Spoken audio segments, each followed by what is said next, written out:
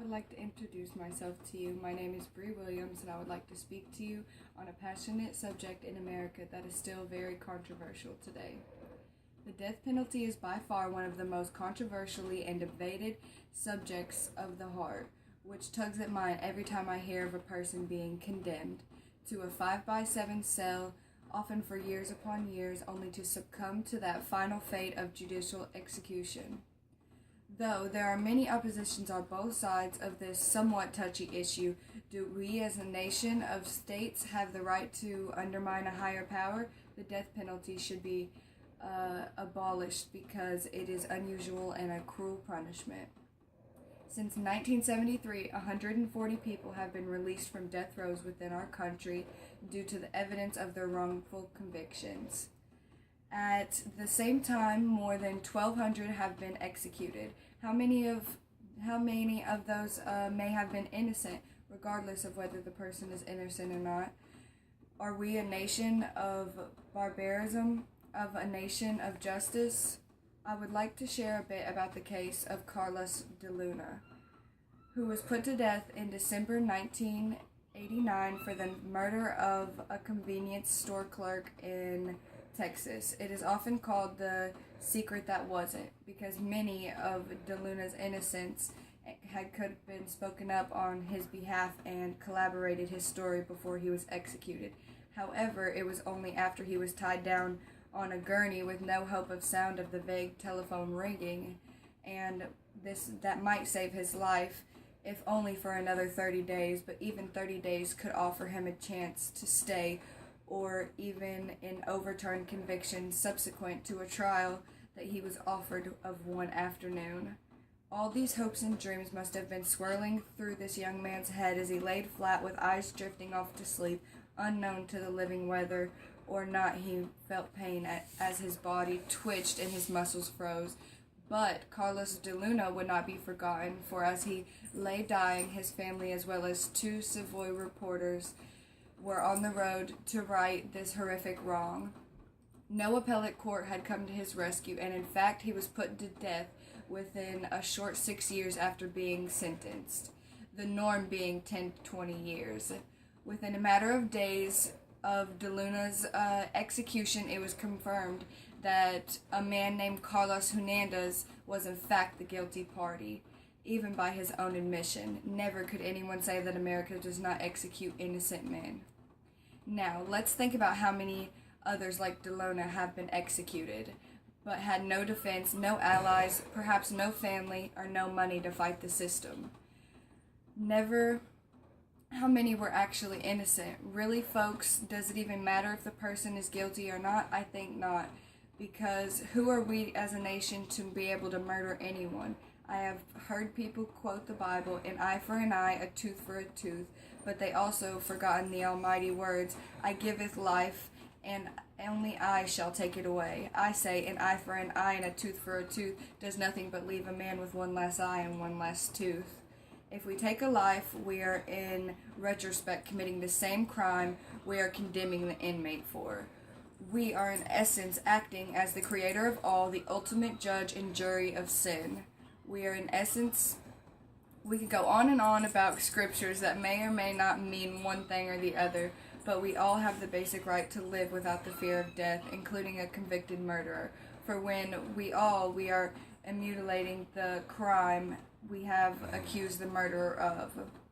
I know that many on the opposing side are going to cite cases where a serial killer was targeted and tortured many of his victims, or perhaps it would just be the 10-year-old who was violated and suffocated.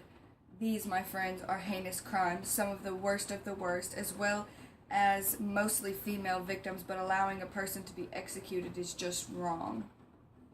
My mother once told me not to hit my puppy when it peed on the floor, to scold it and let it sniff the area. Her reasoning was that I was teaching the puppy aggression and that one day the puppy would bite me.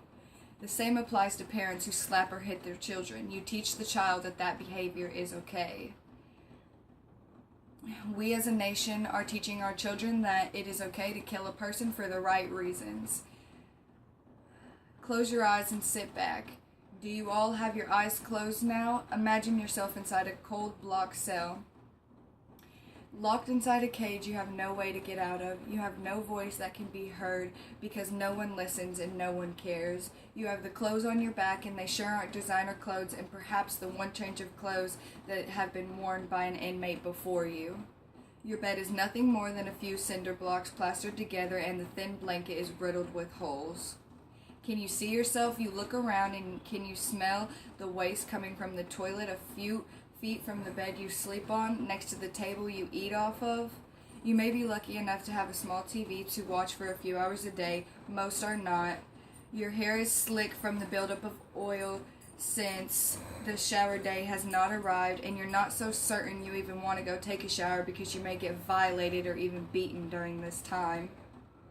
The food tastes like cardboard, and that has sat around for 6 months, but it's all you have to sustain yourself, and maybe half of that is swiped by a bigger, meaner inmate at your table.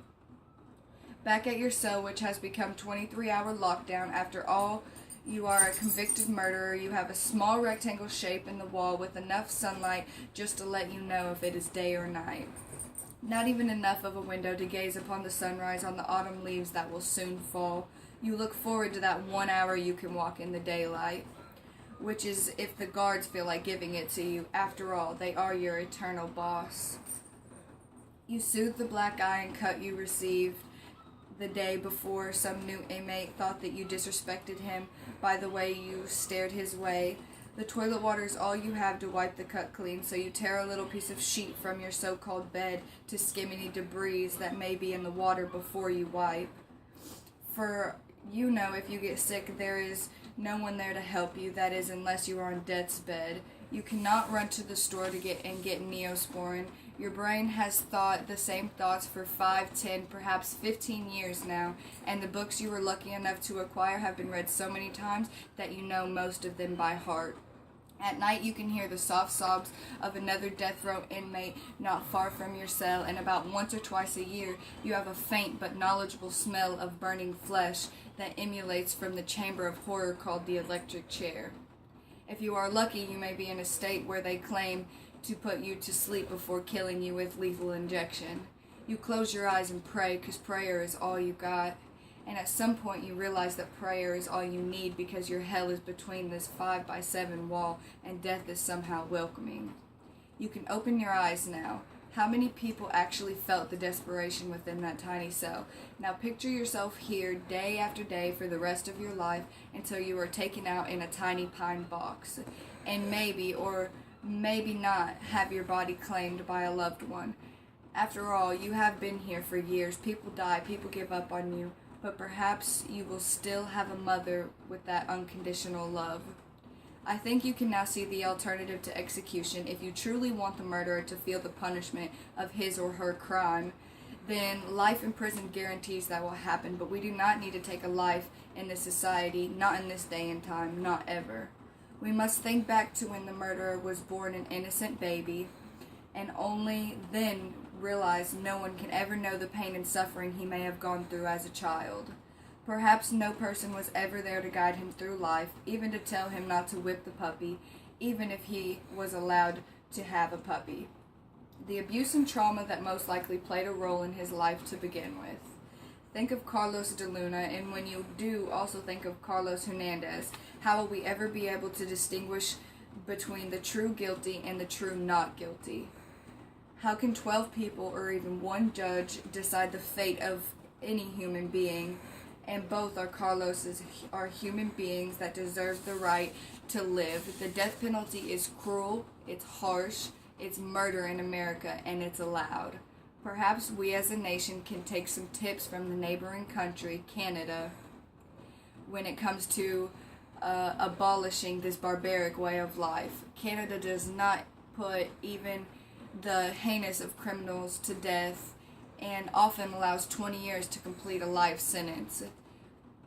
Some of the statistics show that since 1973, more than 1,200 people have been executed. The FBI shows that the death penalty is not durant to crime, with states that do not have the death penalty showing lower states of crime and murder. The constitutional laws state that any person with mental illness shall not be executed. However, this is not the case, and the mentally ill continue to be executed. And this right here is Carlos de Luna. He is from Corpus Christi, Texas. And right here you can see that the blue means no death penalty. There is 1, 2, 3, 4, 5, 6, 7, 8, 9, 10, 11. Only 11 states. And the red is where yes, that they do get executed. And the green means that the government decides. And that's only 4 places in the world. Since 1973, 144 people on death row have been exonerated. How many more are there? 1 in 25 convicted. The innocent and the conviction. The death penalty cannot be voluntary. However, those who choose to be put to death still face an automatic appeal, which ranges from 3 to 5 years sitting in a cell on death row, as well as the death penalty is not voluntary, as then must be premeditated killing by the state.